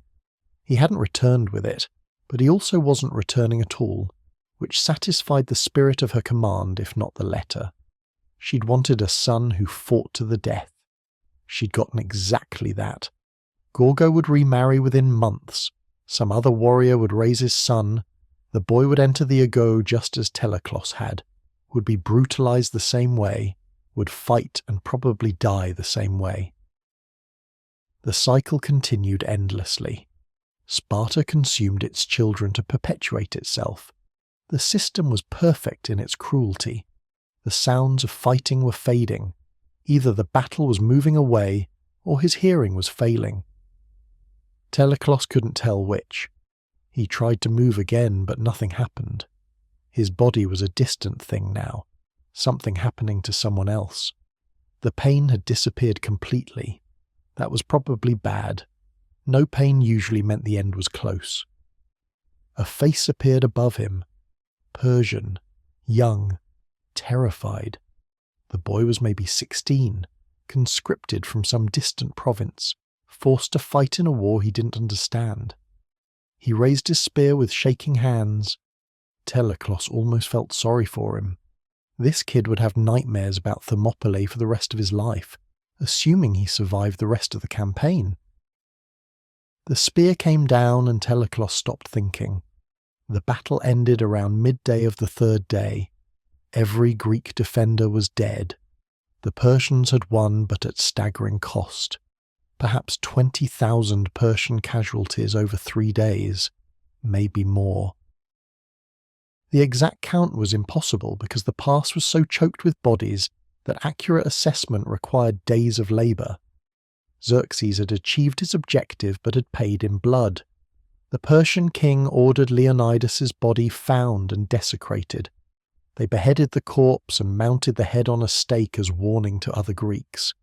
The act violated every norm of civilized warfare, but Xerxes was furious about his losses. 20,000 men to kill 1,400 Greeks. The mathematics were humiliating. He needed to send a message that resistance was futile. But the message Greece received was exactly the opposite.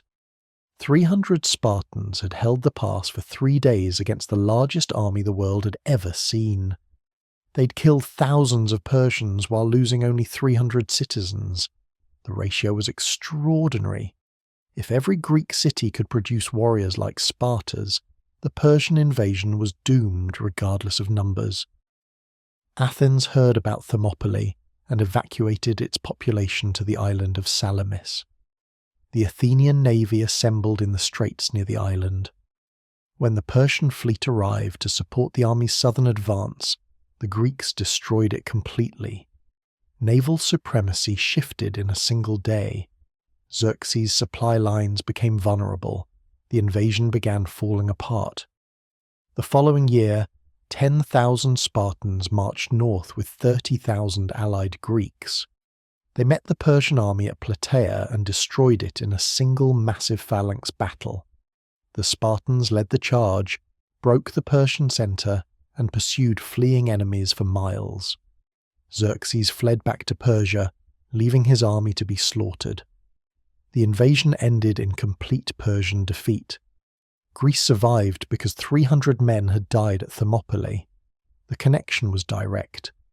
Those 3 days bought Athens time to evacuate and assemble its fleet. The naval victory at Salamis forced Xerxes to withdraw most of his army. The remaining Persian forces at Plataea were isolated and vulnerable. The entire chain of Greek victories stemmed from that initial sacrifice. Back in Sparta, Gorgo received notification that her husband had died in battle. She didn't cry. Spartan women didn't mourn warriors who died gloriously. She remarried within the year to another Spartan warrior. Her son continued his training in the Argoge. The boy was told his father had died at Thermopylae, that he'd fought in the 300. This was considered a tremendous honour. The boy was expected to live up to that legacy by dying equally gloriously. Teleclos's name was added to the list of the 300 posted in Sparta's main square. A stone monument was erected at Thermopylae with all their names carved into it. The epitaph, composed by the poet Simonides, was brief and perfect in its simplicity. Stranger, tell the Spartans that we lie here, obedient to their commands. The battle entered Greek mythology immediately. Stories circulated about Spartan bravery, about 300 men holding impossible odds, about Leonidas's defiance. Some details were exaggerated, some were invented completely. But the core truth remained. Sparta had sent its finest warriors to die defending Greece, and they'd done exactly that without hesitation or complaint. Other Greek cities tried to replicate Spartan training methods. They all failed. The Agog wasn't just a military program, it was systematic brutalization across 13 years starting in early childhood. Other cities couldn't stomach doing that to their children. They wanted the results without the cruelty. But the cruelty was the point. Spartans were effective because they'd been forged through suffering that would break normal humans. The 300 became Sparta's greatest propaganda victory. Every neighbouring city-state knew that attacking Sparta meant fighting men who'd gladly die rather than retreat. The deterrent was powerful. Sparta avoided invasions for decades simply because no one wanted to fight warriors that insane. The reputation built on Thermopylae's corpses protected Sparta as effectively as actual military victories. But Thermopylae also exposed Sparta's fundamental weakness. 300 dead citizens might seem like a small loss, but Sparta's population of full citizens was tiny, maybe 8,000 adult males total. Losing 300 in a single battle was nearly 4% of their military capacity. They couldn't sustain losses at that rate. One major defeat could cripple Sparta permanently. The Helot population, meanwhile, continued outnumbering Spartans 7-1. Every Spartan warrior who died at Thermopylae was one fewer soldier available to suppress Helot rebellions. The mathematics were unsustainable. Sparta needed constant military success to maintain the terror that kept Helots obedient. Any sign of weakness would trigger uprisings. Teleclos's son entered the Agog as planned. He was beaten, starved, frozen, and brutalized exactly like his father. He survived to age 20 and received full citizenship. He fought in multiple campaigns, killed his share of enemies, married a woman he barely knew, and produced another son destined for the same fate. The cycle continued across generations, each one sacrificing its children to maintain a system that was slowly dying. The boy grew up hearing stories about his father's heroic death. He was told Teleclos had died gloriously defending Greece against overwhelming odds. The stories never mentioned the crypteia's murders, the systematic brutalization of the agoge, the emotional emptiness that turned men into weapons. Heroic narratives omitted the darkness that made heroes possible. Sparta had created the perfect warriors through methods so brutal they damaged the humanity of everyone involved. The system worked magnificently for its designed purpose, producing soldiers who would die without hesitation. But it worked by transforming children into tools, by burning away everything except loyalty and violence. The cost was paid by every boy who entered the agoge and every man who emerged from it. Thermopylae was both Sparta's greatest triumph and a preview of its inevitable decline. They'd proven their warriors were superior to any force in the world, but they'd also revealed that their population was too small to sustain their empire. Quality couldn't indefinitely substitute for quantity. Eventually, Sparta would face enemies who had both numbers and training. When that day came, the mathematics would destroy them. Sparta's victory over Persia lasted exactly 33 years before the cracks became visible. The Helot rebellion of 464 BCE erupted after an earthquake killed thousands of Spartans, but left the enslaved population mostly intact. The Helots saw opportunity in the disaster and rose up across Laconia. Sparta barely suppressed the revolt, requiring a decade of brutal warfare to restore control. The conflict consumed resources and manpower that Sparta couldn't afford to lose. The population crisis accelerated after the earthquake. Full Spartan citizens numbered perhaps 7,000 now, down from over 8,000 before the disaster. Every earthquake victim had been someone's father, brother, son. The Agare couldn't manufacture replacements fast enough. Boys still entered at age 7, still endured 13 years of brutalization, still died at alarming rates during training. But the output couldn't match the losses from warfare, disease, natural disasters, and the simple fact that many Spartans never produced children. The standards for citizenship became increasingly rigid as the population shrank. More boys were rejected at birth. More failed the agoge and were stripped of citizenship. More men couldn't afford their Cicia contributions because Helot labour produced less under constant threat of rebellion. Sparta was eating itself, maintaining impossible standards even as those standards guaranteed extinction. Athens emerged as Sparta's primary rival after the Persian Wars. The Athenian navy had saved Greece at Salamis, and Athens leveraged that victory into an empire of allied city-states. Athenian wealth grew exponentially through trade and tribute. Their population expanded, their culture flourished. They represented everything Sparta wasn't: democratic, commercial, cosmopolitan, adaptable. The rivalry erupted into open warfare in 431 BCE. The Peloponnesian War would last 27 years and drain both cities to exhaustion. Sparta's strategy relied on their superior land forces. They invaded Athenian territory repeatedly, destroying crops and forcing Athens to rely on naval supply lines. Athens avoided land battles and used their fleet to raid Spartan allies. Sparta won the war eventually, but victory was Pyrrhic. Their citizen population had dropped below 4,000 by 404 BCE. They'd lost thousands of warriors in battles across Greece, sieges that lasted years, campaigns that produced nothing except casualties. The mathematical reality was undeniable. Sparta was dying regardless of military success. The ago continued unchanged. Boys still entered at 7. The training remained as brutal as it had been in Teleclos's generation. But fewer boys survived now. Disease outbreaks in the crowded barracks killed dozens at a time. Food was scarcer because helot rebellions disrupted agriculture. The paidonomoi became more vicious, trying to compensate for declining numbers by producing more efficient killers from the survivors. Teleclos's grandson entered the Agoge in 420 BCE. His name was also Teleclos, continuing the family naming tradition.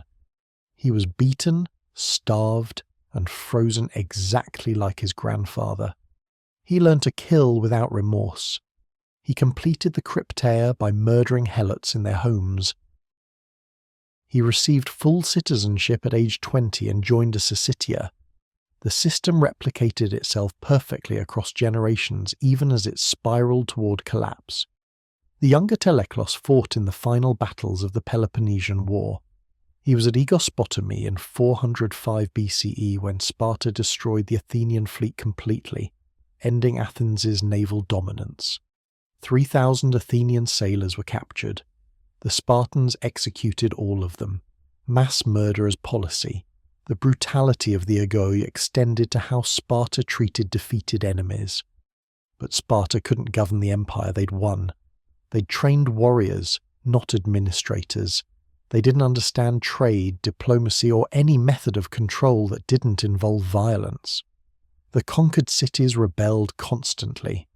Sparta suppressed each rebellion with overwhelming force, which created more rebellions. This cycle was unsustainable. Thebes, a mid-sized city-state northwest of Athens, began experimenting with new military tactics in the 370s BCE. Their general Epaminondas developed the oblique phalanx, concentrating maximum force on one section of the enemy line while refusing engagement elsewhere. The tactic specifically countered Spartan formations which distributed force evenly across the entire front. The Battle of Leuctra in 371 BCE destroyed Sparta's myth of invincibility in a single afternoon. Epaminondas led the Theban sacred band, 300 elite warriors organized as homosexual couples, men who fought beside their lovers, against 6,000 Spartans. The Thebans used their oblique formation to break through Sparta's right wing, killed 400 Spartan citizens including King Cleombrotus, and routed the entire army. 400 dead citizens. Sparta's population of full citizens was perhaps 3,000 by this point. Losing 400 in one battle was catastrophic. That was over 13% of their military capacity eliminated in hours. The defeat shattered Sparta's reputation. Other city-states stopped fearing them. Rebellions erupted across their territory. The empire collapsed within months.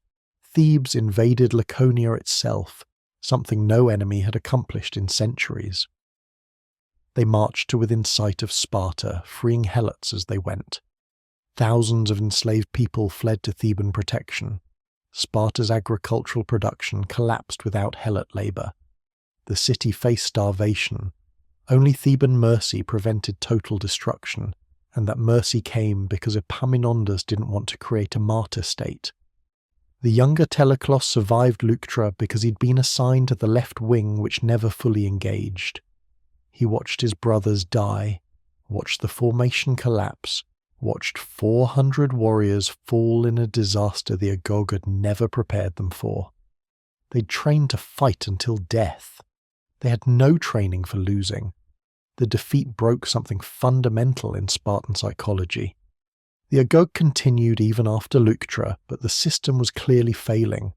Fewer than 2,000 full citizens remained.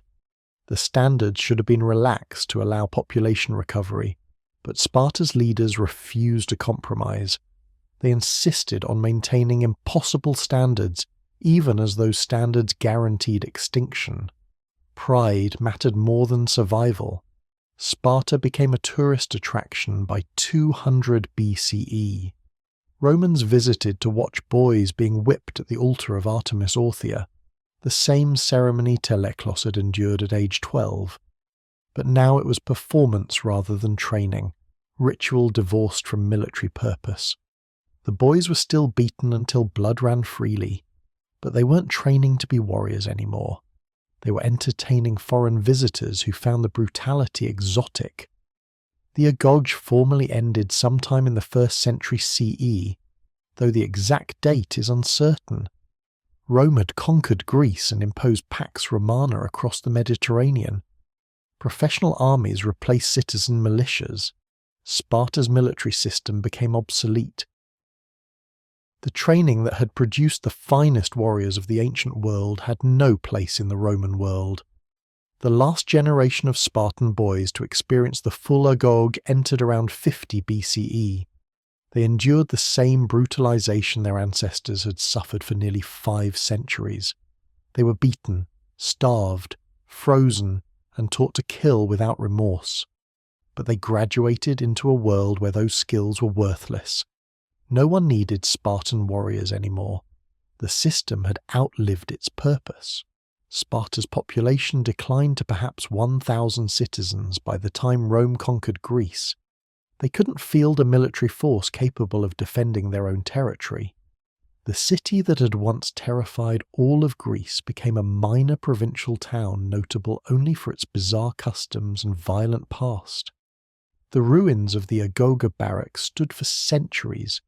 Travellers reported seeing the stone buildings where boys had frozen and died, the training grounds where children had fought to the death, the altar where 12-year-olds had been whipped until they passed out or died. These places became historical curiosities rather than active sites of brutalization. Historians debated whether the Agog had been necessary or merely cruel. Some argued it created the finest military force in ancient history. Others pointed out that it created a society so rigid it couldn't adapt to changing circumstances.